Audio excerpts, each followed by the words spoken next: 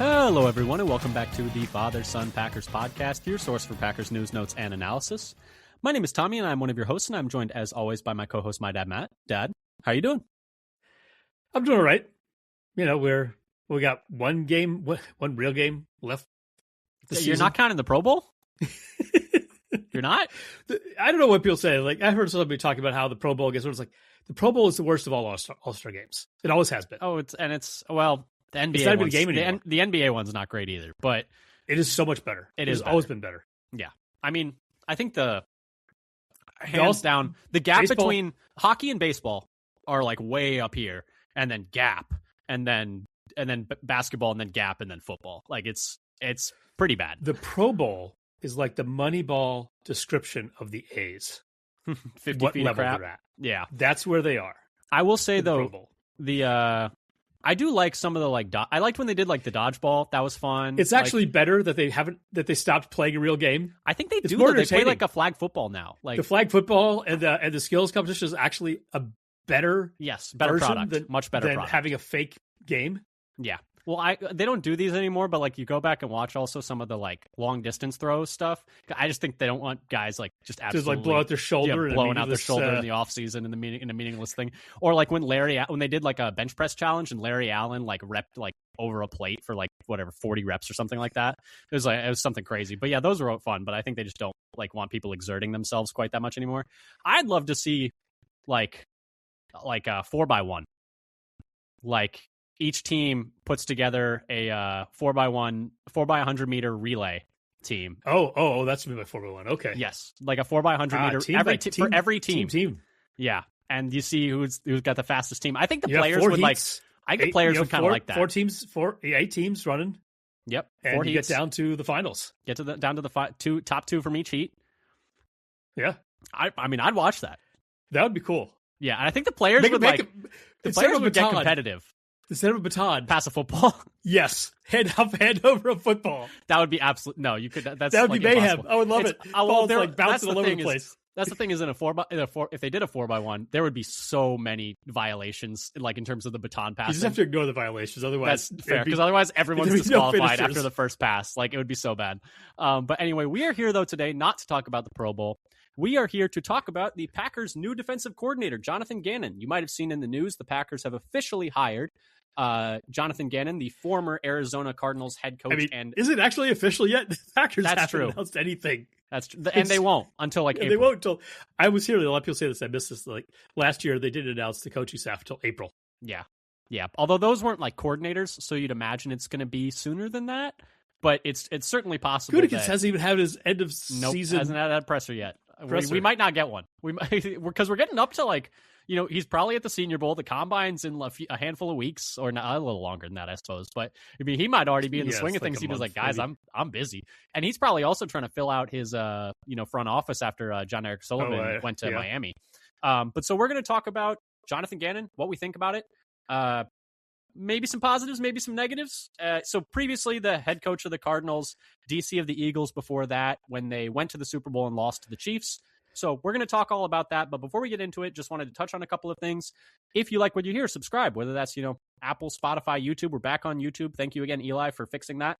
And so we're on there. Follow us on Blue Sky at Father Son Packer for updates on when new episodes are out, Packers-related news, content from other Packers content creators. There's been some really great stuff written about Gannon and posted about Gannon on there, whether it's, Acme Packing Company, Pack-A-Day Podcast. There's so many great, creators in the Packers content space. So once again, that's at Father Son Packer. Check that out for everything Titletown related. And I guess we'll start off. So Gannon hired. Let's touch on some other news, though, really quick before we start talking about Gannon in detail. And most of it is coach related. So obviously, first of all, Gannon hired as DC. And then some other coaching related things, more related to the Dolphins and Hafley going there. So the Packers are losing linebacker coach Sean Duggan and defensive backs coach Ryan Downer to go join Jeff Hafley's staff in Miami. And also, I guess his title was analyst assistant. Nathaniel Hackett, who obviously we all know, is also going to Miami to be their quarterbacks coach. So there was actually some, thought to maybe him taking a more permanent position in the Packers staff, but it sounds like that's not going to happen. He's going to go to Miami. So 3 spots there that are going to be need to be filled by Green Bay. And then like right before we started, doing this episode, Sean Mannion, the Packers quarterback coach last year was his first year as the quarterback coach for the Packers. He is going to Philadelphia to be the offensive coordinator and play caller. So another spot that's going to need to be filled. Yeah, I mean, talk about a jump in fast role and responsibility. He's gone from 2 years as a quarterback's coach or something? 2 years ago, 2 years, I think. 1 year as a quarterback's coach. I think the year before, he was an assistant quarterback's coach, I'm pretty sure. And 2 years ago, he was in the NFL, I'm pretty sure. He was a quarterback. And now he's going to call plays for, the team that won the Super Bowl 2 years ago. I mean, shout out to him. Best of luck. Tough job, a lot of pressure in there. And it's, I think Ben Solak referred to it as the defense against the dark arts position, where they're just rotating through the teachers every year. Yeah, there's a new one every time. It can either go really how many of them are evil? Yeah, how many of them? Who's Umbridge? Who's Lupin? Who gets to be a werewolf? Lupin's the one good one, the one good defense against the dark arts teacher that they had. You got the buffoons, the evil. Yeah, I guess. Do you count Moody as good because Moody himself would be good, but it was someone impersonating Moody. It actually wasn't him. So it was actually Barty Crouch Jr. Hard spoilers, by the way, for a 30-year-old book. Anyway, so that's another piece there. So best of luck to him. Going to be a lot of pressure. So good luck to him. And then some other pieces. So Derek Ansley, who had previously been the Packers passing game coordinator, is not returning, according to Aaron Wilson. He is going to go, unclear where he's headed, but he's not returning to Green Bay. And Green Bay, meanwhile, underneath Jonathan Gannon, has hired former Bills defensive coordinator Bobby Babich as the secondary coach and passing game coordinator. That's according to Tom Pelissero. So the coaching staff on the defensive side is kind of taking a little bit of shape. I actually really love the Babich hire, more than the Gannon hire. I like the Babich hire. The Babich hire might be my favorite hire so far. Yes, because the Packers had actually interviewed him for the defensive coordinator job when we hired Hafley, and he took his name out of the race because he got the defensive coordinator job with Buffalo. Now, Buffalo last year struggled to defend the run, but were really good defending the pass, and he's going to be the passing game coordinator on defense. So that's, I think definitely a good hire. And like I said, I wouldn't have minded if we had just hired him as DC. I would have been all right, cool. That's I can mess with that. But so that's not the case though. But that's still a nice hire to have him, in those rooms. And then I'm not sure if I'm pronouncing this correctly, but Sam Seifkis is going to be the new linebacker coach. According to Matt Zenitz, he was the DC at Virginia Tech and then linebacker coach in Arizona before that under Gannon. So there's some kind of familiarity there. Any thoughts on any of those hirings, movements? Going to be a big shakeup on the coaching staff, coming into this season. Yeah, we were talking about this before, and I think it's league wide because when you have 10 teams hiring completely new staffs, everybody's getting rated. Yeah, the turnover is going to be insane. It feels more than usual, right? Third of the league. I think the average is 7 or 8, but 10's probably a bit on the high side. Yeah, it happens every once in a while. You get a bunch, but this at least the way the Packers are getting rated, it seems like a lot. Part of it is because when you lose somebody to a head coach, they take everyone. They're almost always going to take staff. Yeah, and is what it is. It seems like he's taking all the good. He's taking all the good assistants, and then the assistants we don't want are staying, which is a little frustrating. You do want to have coaches who are good enough to be hired by other teams. It's things like. It's a good problem to have. But we were talking about this. You know what it means? You're left with the ones that coaches no one that nobody else wants. Yeah, exactly. So there's that. And there's still that report from Domovsky from a week and a half ago about the Packers wanting to move on from a coach. But we still have not gotten any news on who that was, whether or not that was Duggan and now he's just leaving, or if that was Ansley maybe. Maybe was it written that way, that they were going to move on from one, or that there was going to be one more coach move? The way I read it could was be somebody getting hired by somebody else. The way I read it was a coach move, they were going to replace someone, which to me, maybe that was Ansley. And he's the only one so far who has been seems to be just let go instead of hired by somebody else. I'm still holding out faith that it's Butkus, but we'll see. I guess let's start talking about. One thing I was hearing we talk about what does Stenovich do as OC, and I heard somebody mention that he was actually the Spinner series, right for Malik Willis, that he put a lot of work into that. Yeah, so I have to give him some more props than I had been giving him before. Yeah, I think Andy Herman said that he had it on good authority that he was a major architect behind doing the Spinner series stuff in the run game when Malik Willis came in, which, that definitely is something. And it's just tough because like if a lot of what he's contributing is the run game's been kind of pedestrian for several years. But I don't know. But we are not here necessarily to talk about that. We will talk about that when we get more news. By the way, we're doing an episode every single week for the offseason, so don't turn that dial. I guess, though, let's start talking about Gannon and what we think about it. I've made my opinion on that clear on Blue Sky. Opinion abundantly clear. So I guess we'll start with you. What do you think about the Gannon hire? What was your initial reaction? So we're going to do initial reaction, and then we're going to talk a little bit about some numbers, some stats. We're going to just bounce around. I think it's going to be a little unstructured because we have a lot of different numbers, and we don't want to just be like just fire hosing you with, oh, he was 21st in this, 24th in this, he doesn't run this, he runs this, et cetera, et cetera, et cetera. But initial reaction, what was your thought when they hired Jonathan Gannon? Yeah, so first we had the list of guys who were interviewing. He was my least favorite candidate. When I got up Sunday morning, I was like, wait, what happened? I see like this update on my phone. It's like, we were waiting till this morning for the Broncos to inevitably lose so that we could interview Leonard. Well, even if they had for won, whom had been reported, there was interest. Yeah. Mutual interest. And then that just disappeared. Yeah. Well, and we didn't even need them to lose. You could after that week, to hire him, he had to lose. Yes. But to interview him, you didn't have to have him. He didn't have to lose. No, yeah. To me, it's like twofold. It's the process. You waited all the way to Sunday to, like, at that point, you wait 24 extra hours, and you can interview essentially assistants from probably two of the four best defenses in the league in Seattle and Denver. And even if you don't hire those guys, it's just good to get the ideas in there. And even if like those aren't ideas that you want to implement on defense, at least it's scouting. At least you like learn something about the Seahawks, who you're probably going to have to compete with if you want to compete for Super Bowls. Like, at least you get that information. But so the process didn't make sense to me because you wait all the way to Sunday and then you're like, oh, we can't wait 24 more extra hours? Like, we already waited this long. It wasn't even 24 hours. It's like, you have to wait till the next day. You just have to wait till the next day. And then you could interview whoever you wanted from any of those four teams. And so the process made no sense to me. And then, I mean, I'm just going to be honest. Like, I'm going to be upfront. I really don't like this hire at all.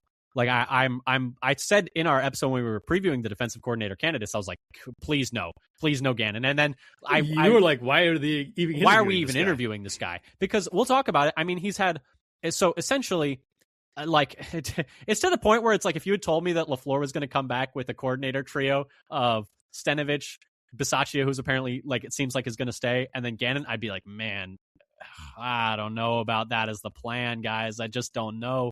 Because the thing is, he's been essentially in charge of a defense 5 years, and we'll talk about the numbers. He's had one good defense. One. And that was a year they essentially had a historic defensive line in terms of pressure rate and stuff like that. And even that defense had a bunch of flaws in it. Like, they gave up, 38 to the Chiefs in the Super Bowl, including 17 in the fourth quarter. And that defense had, like, the most pressures ever in a season, I think, if I remember correctly. And so I think Joe Barry could have gotten a above average defense out of that group.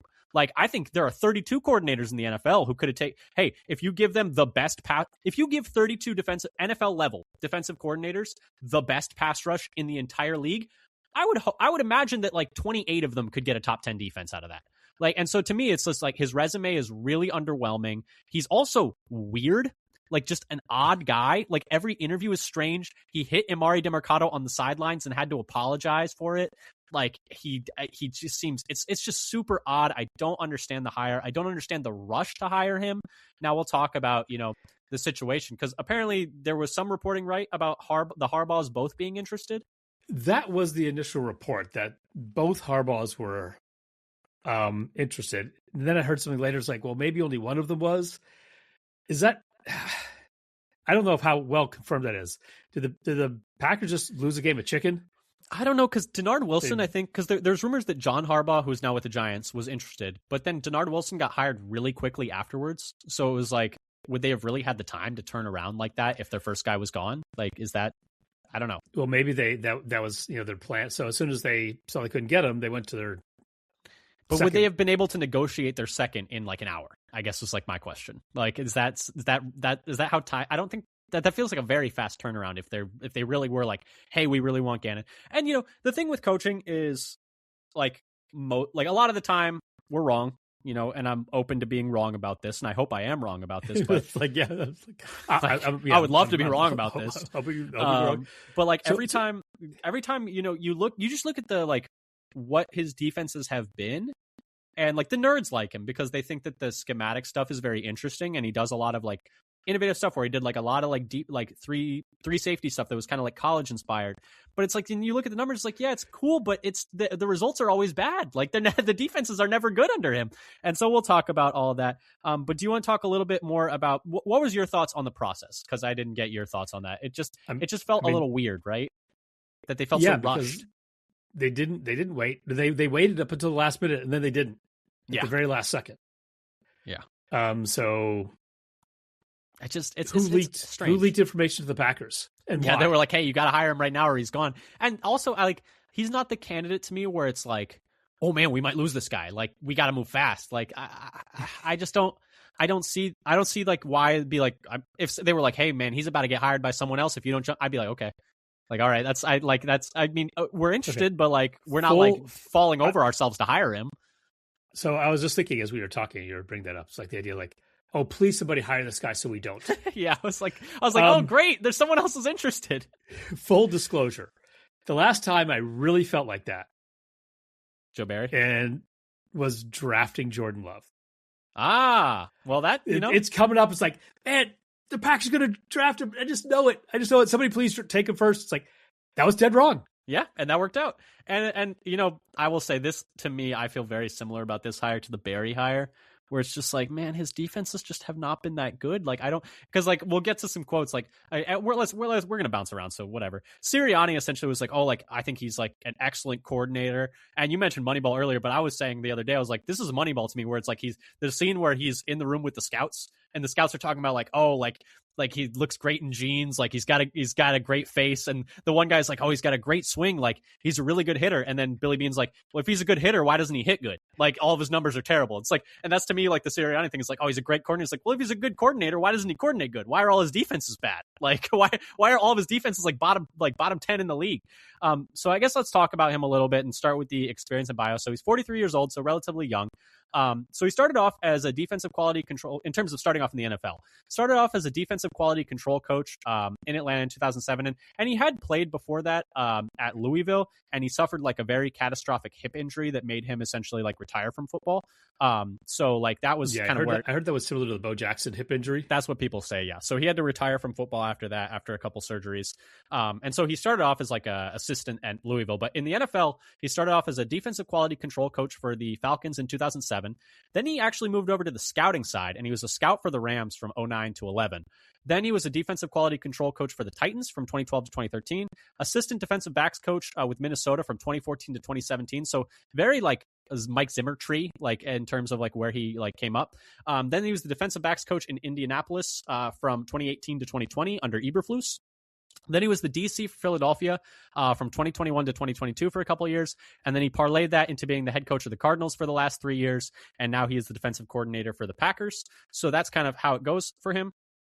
In terms of, like I said, how he has been as a defensive play caller. So I guess we'll start there to kind of give you a baseline of why maybe not super high on this hire. But I would say that in terms of his, career, he's been under a bunch of different systems. Zimmer, Eberflus, who was himself Eberflus like a guy. Yeah, I mean Eberflus like a Tampa 2 guy, and then he's kind of like a Fangio guy now, like where he runs a lot of the Fangio stuff. And so like we'll talk about like, is this just another thing where, because that's the other parallel with Joe Barry is we brought Joe Barry in to run the like Staley Fangio stuff, and it felt like we were hiring a scheme instead of a coach. And then with Hafley, it was like, oh, we're hiring a coach like who can run a bunch of different stuff.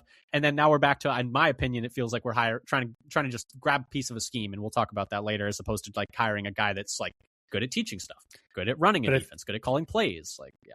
But I think he has been in a bunch of different schemes. Yes, he has a varied background. But right now he runs essentially, we'll talk about like Justice Mosqueda did a really good article on Acme Packing Company. He runs a ton of quarters, more than anyone in the league. And so like that's kind of what we're going to see, which some people might call prevent defense. I think people who are maybe a little bit more kind to it, I think Cody Alexander of Match Quarters called it mitigating defense, was what he said. Not prevent, mitigating. But it was just a nicer way to say it. But in terms of me talking about, like I said, I don't think he's had one good defense in 5 years. So by DVOA, which kind of accounts for schedule, here are his defensive rankings. In 2021, he was 23rd with the Eagles. In 2022, he was first. Keep in mind, though, also in 2022, they brought Vic Fangio in as a consultant. So Vic Fangio was in those rooms. Like, he was there. So just keep that in mind. 2022 was first. That was an excellent year. They had a great D-line. They made the Super Bowl, and then he got a head coaching job after that, and then he went to Arizona, where, to be fair, he did not call plays on defense, but, defensive-minded head coach, you're going to have a lot of input, so I'm still going to hold that. 2023, 32nd, dead last in defensive DVOA, and I get that the roster's not good. He changed teams. I get the roster's not good. They had a lot of holes. Like, to me, I would like to see a coach elevate a team, like, even if the roster's not good. And so it's like, what are you bringing to the table if, like, hey, we might have the 32nd best roster, but I got them up to like the 25th best defense. Like, no, you had maybe the worst roster, but you had the worst defense. Like, you're not elevating it all. So, but anyway, 32nd. And then they, to his credit, they got better in 2024. They were 14th by DVOA. So that's actually like a pretty impressive jump. But then this next year, they invest a bunch of money in free agency. They draft, Walter Nolan was hurt. So that's like a fair like caveat there. But they invest a bunch on defense. And then in 2025, they're 21st in defense again. And he gets fired.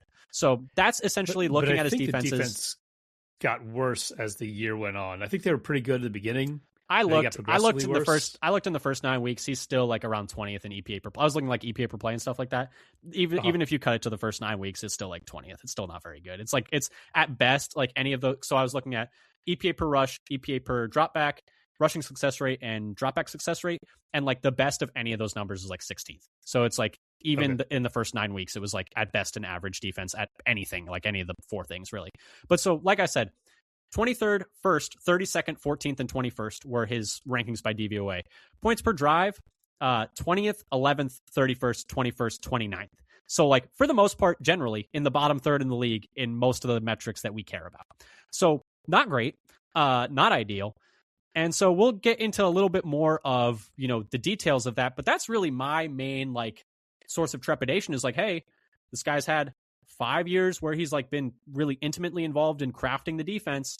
And maybe he did some interesting things on the back end, did some interesting things with the coverage. Maybe you like the trees that he's from. But for the most part, the defenses he's run have been bad. They've just not been good. So I don't know. What do you think about that? So if you want to go for, some hopium, at least, this is like really stretching. It's like, we don't know how much he was involved in the defense with the Cardinals. With the Cardinals, did he give over that to the DC because he wanted to be, the head coach in charge of everything, so the manager of everybody, and had his hands in everything, and was that a mistake because he's no longer doing what he's best at? I'm spinning a tale here. Is probably the best way to describe this. So that's one possible explanation for why he goes from having a really good defense to then bottoming out. I was trying to look a little bit about like how did the players do, and I didn't get around to doing this yet for Arizona, but I was looking at the Eagles before and after him, basically like quality of play of the individual players. So I was comparing them 2020 to 2021 to 2022 to 2023 after he left. So the year before, the 2 years there, the year after. PFF grade for every player who was, in the league for any 2 of those years. So the median between 2021 and 2022 was actually flat, no change in the median PFF grade. And then they did go down a median of like 5 points decrease in quality after he left. But they also went down a little bit in his first year there. Yeah. So there wasn't really a good story there to explain anything about whether, they got like a lot better and then they got a lot worse. So that's a little unclear of how much there is there for that. Yeah, that was one thing I was wondering. The main arguments in terms of the positives for him do seem to be like, hey, like he was, a lot of it is like with and without him. So like, I think it was 2022, they're like a top 5 defense by DVOA. 2023, they dropped down to like a bottom 8 defense by DVOA. And so like that's an argument for him. And now part of that is like their defense was Sean Desai, and Matt Patricia. So it's like, okay, he's better than Matt Patricia. We've still got the baseline. The baseline is low, but we have the floor. We found the floor. But no. So, and also that the other counter argument is like, hey, Hassan Reddick in 2022, that's the best year he's had anywhere, like as a pass rusher was that year with the Eagles. So like, and I think I think they had like 3 or 4 different guys with like double digit sacks. And so, I was saying like, hey, like, okay, he had a great defense when he had like a generational pass rush. And the counter argument to that is like, well, doesn't he get some credit for like coaching those guys up? If you give somebody a pass rush that good, well, like, doesn't he get any credit for having that good of a pass rush? For having that pass rush that good is when he's the coach? It is a maybe fair, you just can't give that to anybody. Somebody's got to make that happen. It's a fair counter argument. My counter argument to that is like, well, the pass rush has been terrible in Arizona the whole time he's been there. So it's like, I don't think he's like a pass rush savant, like where he's like creating a pass rush. And so to me, it's like, I would like to have a defensive coordinator that's a few things, that's multiple, that can run a lot of different things, which he can do. He's got a variety of like coaching trees he's been under. He mostly does run quarters, but Alexander of Match Quarters, like I said, really good resource. He was on the Pack a Day podcast talking about this with Andy Herman. Talked about, a lot of different coverage structures, a lot of different, ideas, a lot of different personnel mixes, like in terms of from base to nickel to dime, having a really even spread there, or more even than other teams do. And so like there is something that where like he is pretty multiple. I also think that, over the past couple of years since we did the DC hire last round with Hafley, I think it's something that I like to be able to see is how do you affect the quarterback when you can't get like pressure with 4? And that's something where I have some concerns with, Jonathan Gannon, because he's not a heavy blitzer. And I think you have some numbers on that, right? In terms of his tendencies there. Well, I have a few different things about his tendencies. Well, let's start with the blitzing thing, because that's kind of my thing is like, so he was really good when he had a pass rush that could get pressure with 4. And I don't think he has a changeup to that, like when he can't get that. And so let's talk about the blitz rate stuff and let's focus on that for a second. Let's look at both as defensive coordinator first. Philly, his first year, 2021, they blitzed at the 28th highest rate, so very rarely. Yeah. And but better pressure than the blitz would account for it. Pressure rate was 11th. In 2022, when their defense was really good, they blitzed the 19th highest rate, so they blitzed a little bit more. The pressure rate was 5th, so top 5 pressure rate. Is that pressure rate on blitzes or overall? That's overall pressure rate. Okay. That's not just on blitzes. That's just overall pressure rate.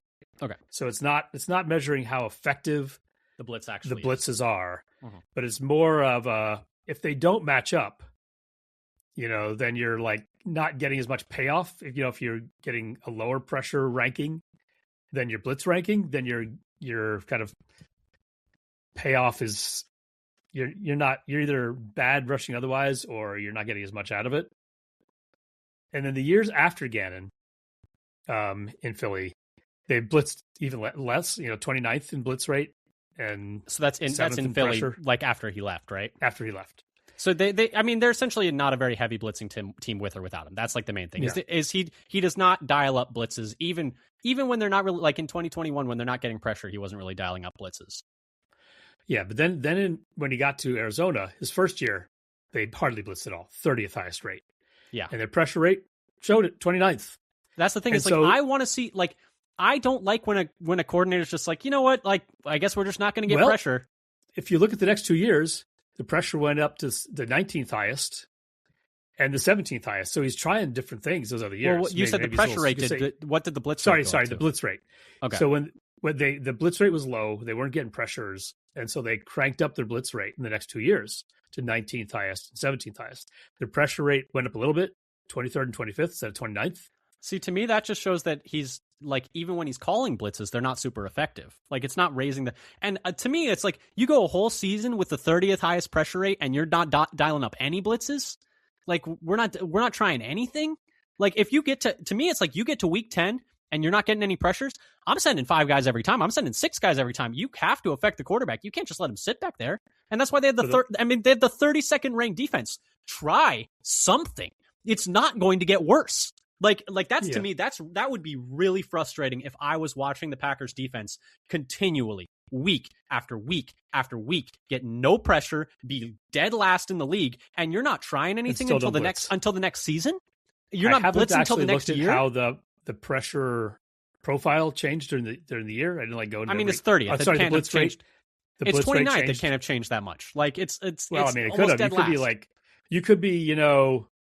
We used to think that you couldn't get much worse than last in special teams. That's fair. And then we found out you could get much worse than that. Worse than last. So we don't know how different low, flavors of 32nd. There are different kinds how far of below 32nd. the other teams they were in their blitz rate early. Because the funny thing is, I looked the 2 years before Gannon, they were the third highest blitz team in the league. The Cardinals were. Yeah, before he got there, because they have the personnel to do it with Budda Baker. And then they didn't do it, and so I think the team wasn't quite ready. That's not good. Not great. And that's the thing is reading what personnel you have. If you're set up and of course they're blitzing at the third highest rate and their pressure rate was middle of the pack at 15th and 17th those 2 years. So they're blitzing a lot and getting a little bit of payoff.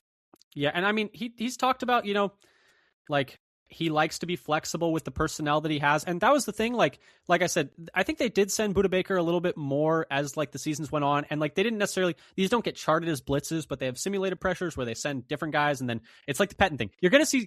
Was it Justice Mosqueda has a whole article like you're gonna see the edge rushers dropping coverage, like it's gonna happen again. So be ready for it. I Preston Smith I'm not a fan of it. Smith is available. Yeah, exactly. But yeah, so I hate that. Not a fan of it, but apparently we're going to see more of it. But like talking about, in terms of like in his own words, what Gannon has said about his defense is that he does not believe in having a scheme, which like that's what you like to hear. Like you like to hear a guy who's like willing to adapt to his personnel. And that was a direct quote from him when he arrived in Arizona. Quote, "We're going to be very adaptable. We're going to be violent. We're going to be explosive, and we're going to be smart." I mean, those are all the things you want to hear. I guess, that's whether or not that actually happened is a different question. He also said, the game continually changes and adapts. He doesn't believe in a scheme. He just believes in putting players like in positions to be successful. And you just have to be ever evolving and have a growth mindset to stay ahead of the curve. And so, I mean, those are all great things to say in a press conference after you first get hired. But do you live it? And to be fair, they did have good safeties when they were in Arizona. Alexander talked about this in that podcast episode that's very useful. And they did run a lot more dime because they had good safeties. And so you have some of the numbers about them in dime, right? And how often they used it. Yeah, so I looked a lot at like how often they're using dime. And it's variable, which would also tell you that maybe he's not like really sold on has to do it this way. Yeah. He had some seasons in Philly. Seasons in Philly, he used less dime. They were fifth in nickel and 20th and 25th in dime those 2 years. But then he had, in Arizona, he had, last year was that people refer to, he was fifth in the league in percentage of snaps in dime.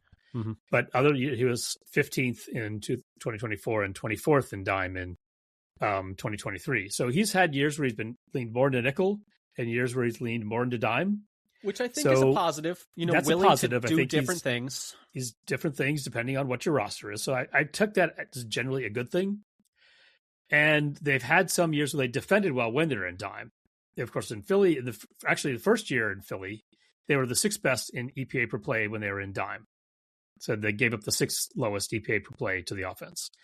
In 2022, the Eagles were best in EPA per play in dime. Then in Arizona, they were fifth best in 2023 in dime, 2024 14th best, and then 2025 18th best. I think like things were maybe getting worse and worse. Yeah, writing on the wall a little bit. And maybe I think the Cardinals also, I think I saw somewhere is like in terms of games missed, like total games missed, the Cardinals were like the most injured team like in the league last year, which is like a fair like note and not an excuse, but that is that's a piece of context there. Yeah. And so if you're being fair, there's that. The thing that was there anything else you wanted to say on dime though? No, it's more about how you could see that he's not attached to a single alignment. He's not, which so he's willing to vary it up depending on what he is. And he's had some success going with dime rather, compared to some other covers if it's working, to use it. Yeah. The two things I would say that are more concerning, though, to me, and maybe the most concerning, and actually the number one most concerning thing to me is the run defense. Because we've seen what this team looks like when it can't stop the run, and it is so hard to watch a team that can't stop the run. And that's been the thing, even people who are high on him, like Alexander, who thought was like, this is a good hire. I think he was like, the quote was, even with the Eagles, quote, constantly had problems fitting the run, end quote. And the numbers bear that out. Every single year, the run defense with him has been bad. In 2025, they were 22nd in EPA per carry, 23rd in success rate allowed. 2024, 25th in EPA, 28th in success rate. 2023, 27th in EPA, 31st in success rate. 2022, when they had like a really good defense, like that was a defense that was really good. Still, 23rd in EPA per carry, 23rd in success rate. And that was when you have a good D-line with a bunch of investment on that D-line. And you still have a bottom third defense by run. And then 2021, 16th in EPA per carry, 24th in success rate. So like pretty much we are going to have a bottom 10 run defense. I'm telling you now, the run defense is going to be bottom 10. So be prepared for that. That's an inevitability. It is going to happen because it's not like the personnel in the run game is great. And I think Hafley was covering up a lot of that this past year in terms of what he was able to do with run blitzes and just getting the guys to play really sound. That's not going to be the same under Gannon. The run defense is going to be bad. You're just going to have to be ready for it and pray to God everything else is good. Yeah, the alignment might not help because I think the reason we've been good against the run the last few years is not because of our front. Not the personnel. It's been the linebackers. We have good linebackers. Yeah, and safeties. Who are able to fit from depth. Yeah. Yeah. So we have players who play well at the second and third level against the run. Yeah. Not so much up front. Yeah. But the run defense with Gannon is going to be bad. Every number that we've seen from him ever running a defense, the run defense has been bad. So I think that's just an inevitability, which is going to suck because I hate watching bad run defense. It's one of the most frustrating things ever. When you just can't get off the field. Yep. You just can't get off the field. So that's going to be terrible. I've already kind of resigned myself to that. And like, even if there are other positives I can talk myself into, I mean, there's just no numbers that indicate that the run defense is going to be good. So 4-3 versus 3-4, unclear which it's going to be. Doesn't really matter that much, but it may go back and forth. Yeah, he ran up. I don't think they're going to vary it up that much where they're doing it game by game, but maybe season by season if he stays multiple years. I think one thing you said about they don't really have a scheme. It depends on who their players are. It also depends on who he runs a lot of base though. He runs a lot of more base than other teams do. At least in Arizona this past year, he ran a lot more base than most teams do. So, but like he ran 4-3 with the Eagles, he ran 3-4 with the Cardinals. We're going to see. I guess I don't really know which he'll end up doing. And what was it? People have talked about how teams that run, a lot of quarters coverage, which he does. And I think, he ran, I think Justice Mosqueda said the most quarters coverage in the entire league. So I have some of these numbers. This is per Mosqueda. These are the last 5 years of his defenses. So Philly and Arizona. Man coverage, he ran 24%, which is like between 24th and 25th in the league. Regular old zone, like match zone, kind of like what we've been running, between 26th and 27th ranked. And then quarters, between second and third highest rate in the league. Runs cover 4 more than any other team in the league, and like top 11 in cover 6, which is like cover 4 on one side, cover 2 on the other. Essentially like there's one guy taking one deep half, and then there's two guys taking the other side. And then, so in terms of like the other defenses that play mostly quarters coverage, that's the Eagles, the Chargers, the Rams, and the Seahawks, which again, to me, it's like, hey, those guys are all good defenses. Like let's bring in a guy. Chargers good, Rams good, Eagles good. To me, what it's like let's bring in a guy who runs a defense like that. It's like, but you're taking the bad version. Like you're taking the guy who has not run a good defense like that. And so to me, it's why it seems like you're just hiring a guy to run a scheme and you're not hiring a good coach. But that's just kind of how I feel about it. But yeah, so I mean, we'll see. What else did we have here that you wanted to touch on? I mean, in terms of the third down defense has also not been very good under him, which is also like hey, you're not going to be able to stop the run and you're going to be back. So here is third down numbers by year 2025. And this is just overall third down conversion rate allowed. They were 27th in 2025, 28th in 2024, 32nd in 2023, 12th in 2022, which to me, how on earth is your third down defense not top 10 when you have like that high of a pressure rate? Like, how is that happening? That doesn't make any sense to me. And then in 2021, 23rd. So every year, so even the year when he had a ridiculous pass rush, they were still not top 10 in third down conversion rate allowed. And then every other year, bottom 10. So we're probably statistically just looking at trying to predict based on what his defenses have been everywhere else he's been, we're going to have a bad run defense and a bad third down defense. And good luck getting off the field. That's all I'm going to say. Good luck getting off the field. So one thing they'll put out there that's seems like a really good sign in terms of like having players coached to do their assignments, not pointing fingers, not like, wait, half the team is running one defense, the other running something else. We've seen this over several years where the Packers like not passing off receivers or not failing to when they should be, who's actually supposed to be covering somebody and they end up wide open in the end zone for, a touchdown to, help a big comeback. I don't know how that could happen, but yeah, hypothetically, if that happened, hypothetically, I don't know how to pronounce it. Dair Carragher on Packer Report. Yep. One positive stat. This is the 2025 defense for the Cardinals. So when they weren't otherwise all that good, they had busted coverage just 10 times all season, the fewest of any NFL team, and like half of the league average. So much lower than the league average. So that suggests that the teams are assignment sure, which is an important thing. That's what I'm hoping. Like, yeah, the counter argument to that, though, if and I'm being a bit pessimistic, I apologize, was like, hey, even when the guys are doing everything right, it's not working. like even when we're not blowing coverages, we are not stopping anybody.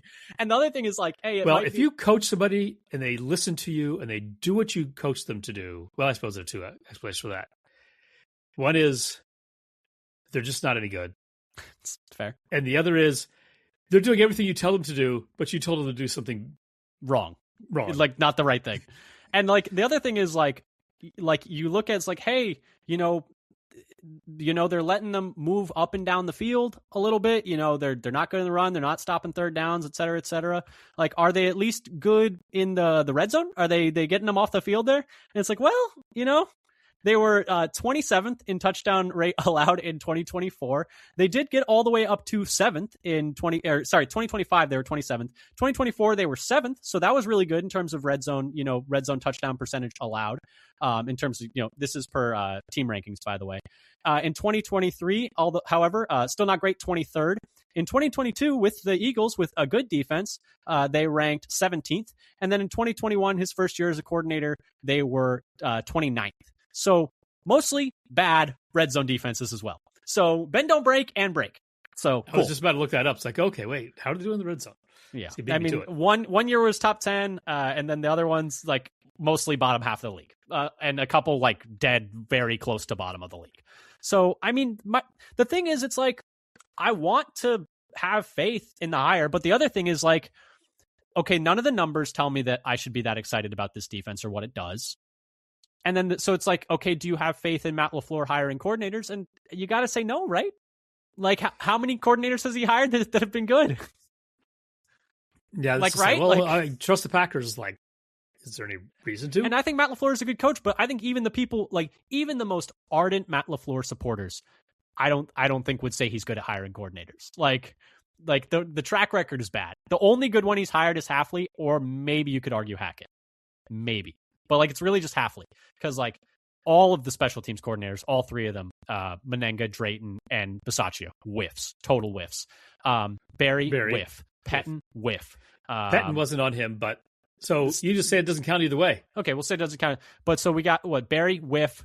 Stanovich, I think we just don't know. We just don't know how much the OCs do. We just have no idea. Stanovich is a complete maybe you box. could say, if you're being generous, Hackett hit and Hafley hit. So 2 out of 6 hits, I guess. And so the hit rate's not great. You could flip a coin, and you might have a lot of people would say that's one of LaFleur's biggest weaknesses. Yeah, so it's like hiring assistants. To me, it's like none of the numbers indicate that like he's run good defenses. Really, like he had the 1 year where it was good. Sure, like the reasons for optimism are he's willing to adapt. People who watch film for like a living are like, oh, I like what he does with this, and this. I think this, and this are interesting. He has head coach experience, so he should be able to run the room. He's been in playoff games, he has experience. But then it's like the negatives are like never had a good run defense, never had a good third down defense, never had a good one good red zone defense, sort of. weird interactions with players, weird interactions on the sidelines with players. Opposing fans of the teams that he's coached celebrate when he leaves. Like, it's just, you go down and down the line. And to me, it's just the negatives way outweigh the positives. And I'm trying to I'm very pessimistic about this hire. I'm trying to look for silver linings. I'm just not seeing a whole lot of them, for me, at least. And I hope I'm wrong. Like I said, I hope, because what was it? I always say I was so wrong about the Josh Jacobs hire, or Josh Jacobs signing. I did not believe in that signing at all. I was like, we're really going to take a running back coming off his worst year, and he's been great for Green Bay. So I hope it's like that. I hope it's not like, hey, Aaron Banks, I hate this signing. Immediately, Aaron Banks, really bad. But so it's like, I hope I'm wrong, but I'm just not super stoked about this one. Yeah. So the things that I'm clinging to for optimism are his adaptability. Yep. Seems to have players paying attention to what they're supposed to do and drill them properly, so that guys aren't running around open. I like the Babbage hire. I like the Babbage hire. So like early on, the staff he's putting together seems to be, pretty good. Yeah, I think it's good. We'll see who they get for and the linebacker coach. I haven't had that. I didn't get a chance to really dive into. I could not even pretend to have an opinion on him. So yeah, so I didn't look to see how good the linebackers were when he was in Arizona. With something, and that's what people say. People who watch film are like, oh, the secondary is well coached. Like you said, not many coverage busts. The linebackers were well coached there. The roster was maybe just a bit lacking. And it's like, is the Packers roster really, that strong? Like, is he going to be able? Because I do believe in the concept, coaching wise, of there are floor raising coaches and there are ceiling raising coaches. And so, I think that's something that's like whatchamacallit? Like in basketball, Mark Jackson was able to get the Warriors up to a certain level. Like he was able to get them up to here, but you needed a new coach to punch them through. And what was it? Doug Collins with the Bulls was a good coach for the Bulls, but you needed Phil Jackson to get them over the top. Like you had a guy to get you to like a good solid level to get you to the playoffs, and then you needed a new guy to punch you through. And so I think that, and to me, I don't know if Phil Jackson would be the coach to coach a young team up to getting into the play. To me, it's like, I think there are different coaches who are good at different things. And so there's a chance that Gannon's more of like a ceiling raiser. And so you're able to, when you have a talented roster like you had with the Eagles, get a high ranking defense, even though I think that defense was maybe a bit overrated. Because when you look at the quarterbacks that they beat up on, there's a lot of backups and career backups. And then when they actually had to play against giving up over 30 to Goff, giving up over 30 to Rodgers, giving up 38 to the Chiefs in the Super Bowl. And technically it's 31 because I guess one was a scoop score, but still 31 points to the Chiefs in the Super Bowl. It's so I do think that defense may be a bit overrated, but hey, if you're talking silver lining, maybe he's more of a ceiling raiser than a floor raiser. And that's why those defenses in Arizona were never very good. So I don't know. Any other things you want to add? I think we're kind of wrapping up all the info we had, right? Yeah, I would just thoughts on, so this is like musings, you might say, about this idea of LaFleur wanting, bend don't break as like a philosophy. Well, that's the thing as well, that it's the LaFleur thing. It seems to be his core philosophy. Get a lead and then hang on by your fingertips to the very end. It's like, I hate that. Are you ever going to learn your lesson? Because that's never worked. That seems to be a core philosophy of his. Yeah, so that's something I hate. But what I was going to say is something that's maybe a little more on the positive side. Because that part's like, would you please learn your lesson and try to decrease variance and blow teams out instead of just we got a lead. All we have to do is run at the clock, and if we win by one, that's just as good as winning by 10. If we get up 2 scores, we park the bus. I don't think we've ever. Someone pointed out, it's I'm not sure we've ever gone up 3 scores. I don't know, very often. I don't think that happens. We park the bus immediately because we get up to 2 scores. All right, we're good. Nice. Everyone calm down. We're just going to run the clock out. It's I don't think you can do that anymore in the modern NFL, guys. I don't think that works. It's like trying to do that in the NBA with people are shooting over 50% from 3-pointer. The leads are not safe. No lead is safe. That should be the mentality. No lead is safe. No lead is safe. We need to get by 40. Yes, exactly. If you can hang 40 on a team, hang 40 on a team. Do it. Yeah. God. It's So that's the philosophy I wish he had, that we want to bury every team by 40 points. Yeah. Yeah. And that's what I wish they had. I wish they brought in a defensive coordinator who had that attitude. I want to bury these teams. I want them to, hang their heads in shame and cover their face with a hoodie as they shuffle off to the bus. I want an aggressive defensive coordinator, which this is not. He's not. It's not what he runs. He runs like a more. I don't think LaFleur wanted a. Aggressive, DC. I mean, he interviewed some. He interviewed Durante Jones, right? His last name, the guy from the Vikings. Yeah. So that would have been a more aggressive hire. I don't know. And like I said, even if you're going to hire Gannon, just wait a day and interview the Broncos and Seahawks guys. Just get some information. Maybe a guy blows you away. You don't know. But you just the process doesn't make sense. But anyway. But what I was going to say is this idea of having guys who can actually run their groups without him to.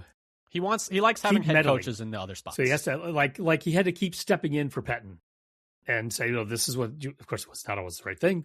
And also Pettin had been a head coach. So so just because you're hiring a head coach doesn't mean you're not going to have to do that. But maybe he wasn't comfortable with Pettin because it was only sort of his choice. No. But what I'm going to posit here is, does it make the rest of what Matt LaFleur is doing better if he has people that he can trust? Well, I'm fine with that. In charge of the other parts of the team. I'm fine with conceptually being like, hey, you're in charge of the defense. You're in charge of the special teams. The problem is the people that he's picking. Like I'm fine with the concept of like him being a little more detached from those other two phases because he has to call plays on offense and he's a really good offensive play caller.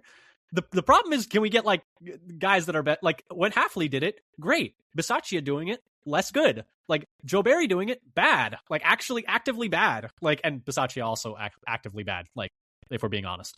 But so it's like I'm fine with that as a concept of being like, hey, you're going to be, what was it, as people say, the CEO of the defense. You're going to be CEO of special teams, and I'm going to be, in charge of everything. But I'm really going to kind of, let you guys do your thing. I'm going to give input during games, but I'm going to mostly be focusing on the offense and just touching base with you every now and then.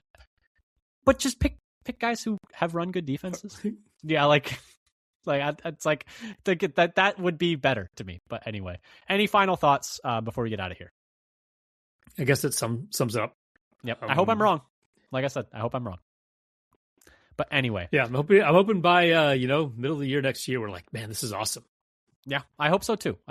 And I I've been wrong before, and I would love to be wrong about this. But anyway, this has been the Father Son Packers podcast talking about the new defensive coordinator, Jonathan Gannon of the Green Bay Packers, hoping that, he's able to bring in and, bring in this style of defense and run it well and have the Packers as a, top half of the league defense, and hopefully, help the Packers, get back to, competing next year.